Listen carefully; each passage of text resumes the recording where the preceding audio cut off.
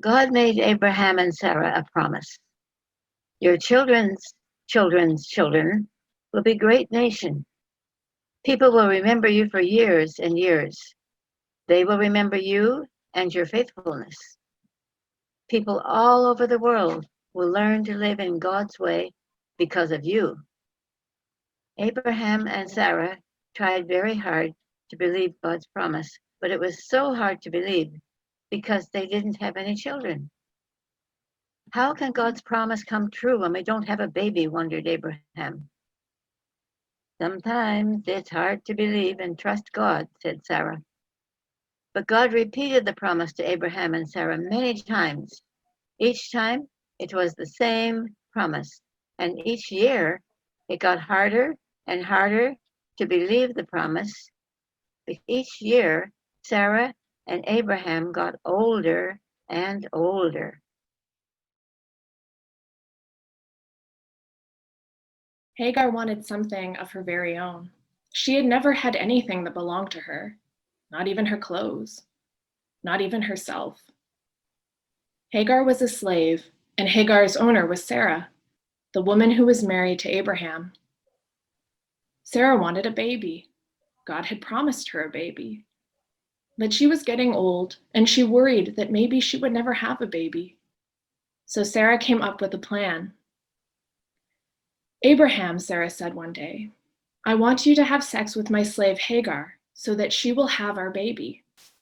Because Hagar is my slave, the baby will belong to me, and it will be as if the baby really came out of my body.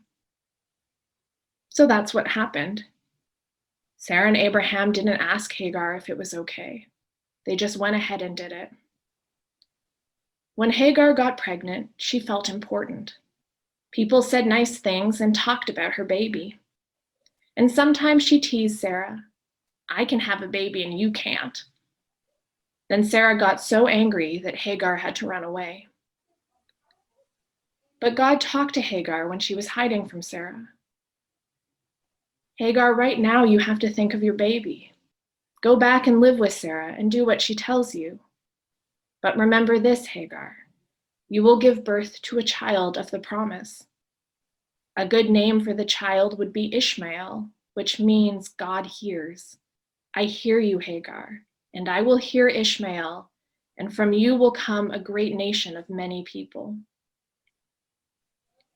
Then Hagar said to God, I don't know your name, but I will call you the God of seeing.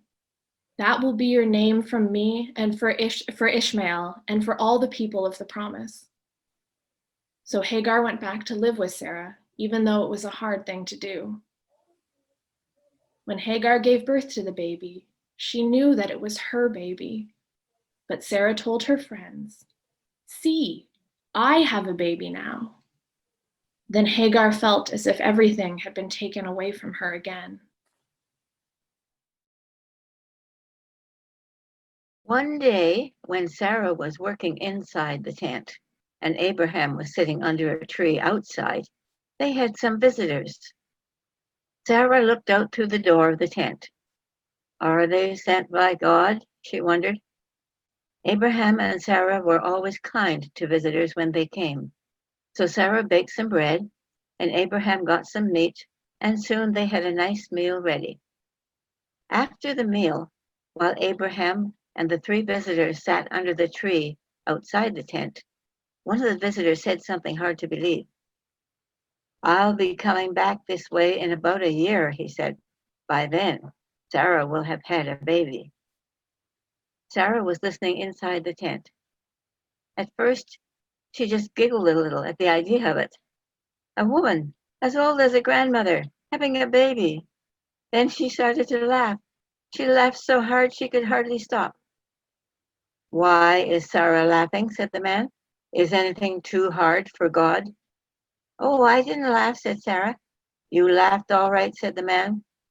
But remember, a year from now, you'll have a baby. When they heard this, Sarah and Abraham both laughed until their sides ached. Then one day, it happened. Sarah became pregnant. Even though she was very old, she had a baby. She and Abraham were so happy as they looked at their tiny baby boy with his little fists and his tightly closed eyes. So they gave their baby a special name. They called him Isaac, which means laughter. God's promise was coming true after all. Sarah and Abraham knew this as they smiled at the little baby in their arms. They would become great, great, great, great, great grandparents. For Isaac would be the father of a great nation of people, just as God promised. That made them very, very happy. But it made Hagar very worried, because she knew that meant danger for Ishmael. Hagar began to wonder if God really had made her a promise, or whether she had just been dreaming. One day, Isaac and Ishmael were playing together.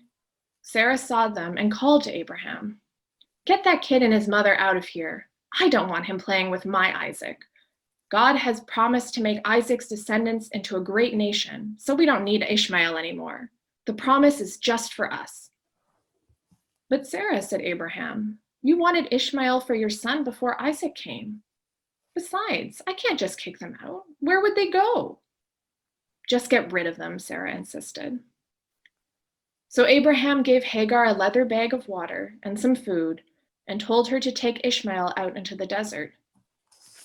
Hagar could hardly believe that Abraham and Sarah would do such a thing. There was no food or people or anything out in the desert. Soon the food and water were gone. Hagar tried hard to keep going, but Ishmael got weaker and weaker. He couldn't walk anymore. Hagar put Ishmael under a bush and walked away. She couldn't bear to hear him cry. She didn't want to watch him die. Hagar felt angry at God. "Why did you let this happen to us?" she yelled. "Why, God? Why do we have to die like this?"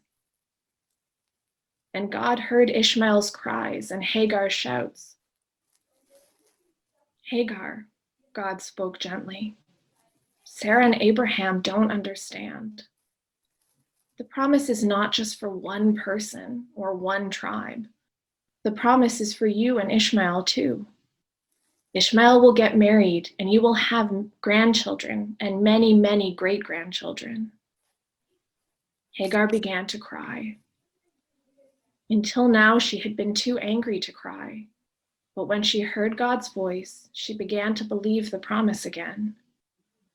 She remembered how she had talked with God when she ran away from Sarah, how she had given God a name, and God had given her a name for Ishmael, and how God had made a promise to her. And then, through her tears, Hagar saw a well. Water!